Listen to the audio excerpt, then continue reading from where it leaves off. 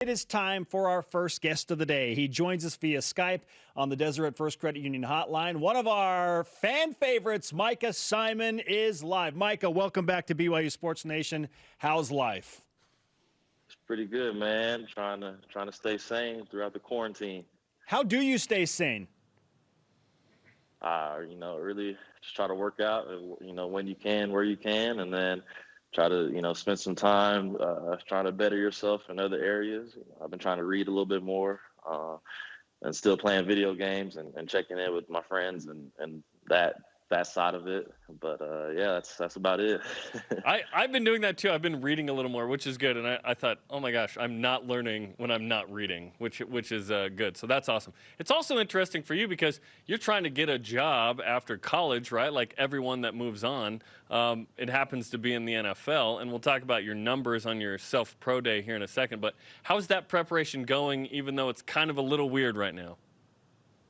Yeah, preparation is definitely unusual. It's definitely a difficult time kind of for everything with pro days being canceled and visits being canceled, private workouts with teams being canceled. So you kind of lose out on some of the extra opportunity and exposure to help yourself and better yourself, before the draft and the way teams look at you. But, we're just taking it day by day and just controlling what I can control and just go from there. Micah, you look very astute. Are you joining us from the Simon Library currently? No, I'm not. I'm actually in Provo, staying at a friend's house. So we'll call this I don't know what we'll call it. Never mind. But Simon's library or something. I'm in the kitchen at the dining table. So Fair enough. Okay, as Jerem talked about, you had some really impressive numbers that would have been taking place during your pro day, but given the weird situation, you just had to go out and do it yourself. Which of the individual drills that you participated in stood out the most to you? I really think it was my pro agility shuttle, the 5-10-5 drill. I always knew I was going to run a pretty fast time on the 40, but I wanted to show that I was able to move laterally and change directions at a quick pace, quick speed. And the 3.9 that I ran there was a great time for me. Would have been number one for the receivers at the combine. So very, very proud of that for myself. Yeah, that's amazing. Your 40 was 4.35. That would have been second among receivers, which is incredible. 3 cones, 6.67 would have been second. That's awesome. You're not only fast, but you're quick. Do you feel like you'll get an opportunity to showcase this at the next level? Yeah, I do. I feel like I put myself in a good position to have a chance and to be able to show my talents, at the next level. I have a great team behind me that's working hard. My agents at Pillar Sports Management, and they've been doing an awesome job so far, handling everything with class and just keeping me, level-headed and prepared for anything that can happen. So, much love to those guys. You've watched a few of your former teammates do this pro day thing and prepare and go on this journey to get in the NFL, including your former roommate, Fred Warner. So what kind of advice and instruction has he given to you as you go through this situation?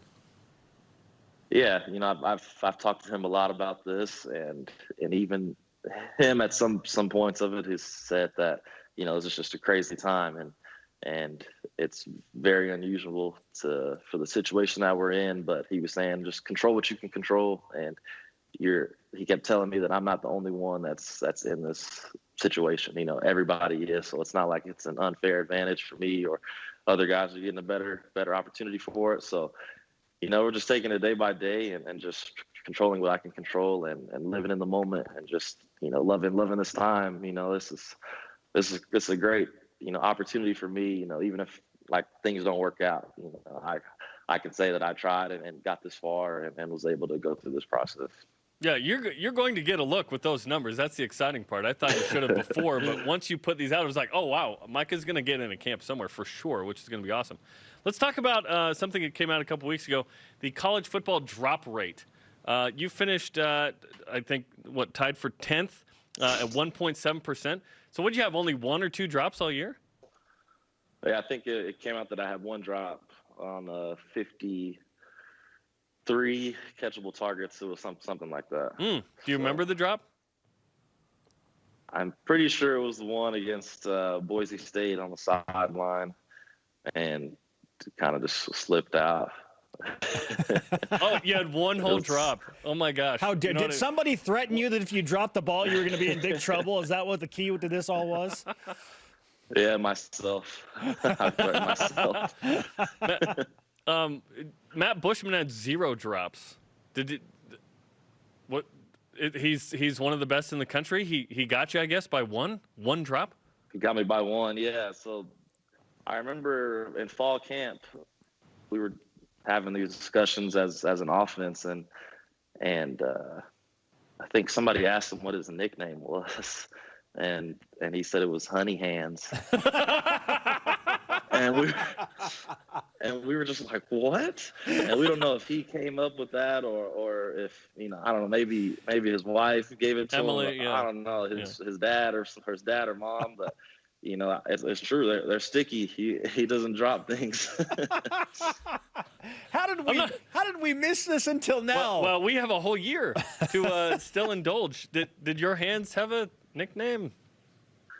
Nah, my hands didn't have a nickname, unfortunately.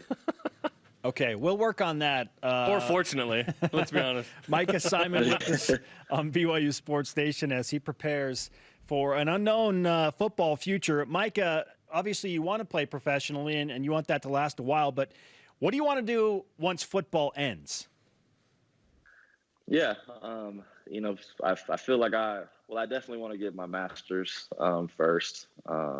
I want to do communications actually, and then with that, I feel like it'd be a great opportunity for me to become a graduate assistant and kind of get that feel of the coaching world. Also, if that's something that I would want to do, Kalani and Fessy and a lot of other coaches and people tell me I'd be a great coach. So maybe that would be something that I can just kind of get my foot in the door and kind of see if that's something I would really love to do, a couple of years trying to get my master's, but also doing that. So we'll see what happens. Yeah, that'd be awesome. And communications is fun as well. We'll offer whatever we can in that regard, which is cool. Let's talk. That'd be great. Let's talk about a couple of things from your senior year here. So you went from switching positions to not thrown to a ton, but you go 51 catches, 616 yards, and then you have 2 receiving touchdowns. I want to point out that you had 5 total touchdowns. People forget. 2 rushing and a passing touchdown as well. How'd you feel about your senior year? I felt pretty good about it. Especially the way I kind of bounced back from my junior season. I wasn't happy at all about my junior year. Did not play well, and was able to just put my head down and grind and bounce back and have a productive senior year. Somebody that people could count on out there on the field. And that's kind of what this game is all about. Just being able to go out there and trust everybody that's around you. So, was super happy with my individual part of my senior year. But obviously, you guys know I'm a winner and I'm super competitive and wish I could go back and do more to help us win a couple other games. So. Yeah, that was very evident when you made the catch in the Rocky Top Revival at Tennessee, which, by the way, we're doing our BYU Sports Nation Best Play Bracket. That takes on TJ Haas, game winner for basketball against Houston in the Final Four of our bracket tomorrow. So congratulations, Micah. Moving on, man.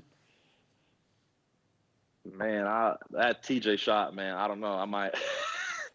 he might get me on this next round. Walk us back to that play, and we've been watching some clips from the season. We just need football in our lives, even though it's April. When Zach Wilson releases the ball at Tennessee, it's 3rd down and 8, I think. There's 17 seconds left, and he throws the ball to you for 64 yards, and it sets up the field goal to get into OT. Walk us through just the unbelievable nature of that play for you to get open and save the game. Yeah, it's I still talk about it now. Just a crazy, a crazy few plays. I think on first down, I had ran a deep post and had a safety in a corner on me. Second down, I ran another deep go route, and the secondary was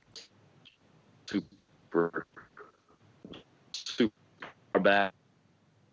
I'm not sure what happened. We're up. Not sure if they thought we were just going to throw a shorter pass and they wanted to tackle us or whatnot. But yeah, I was able to just kind of get behind the corner.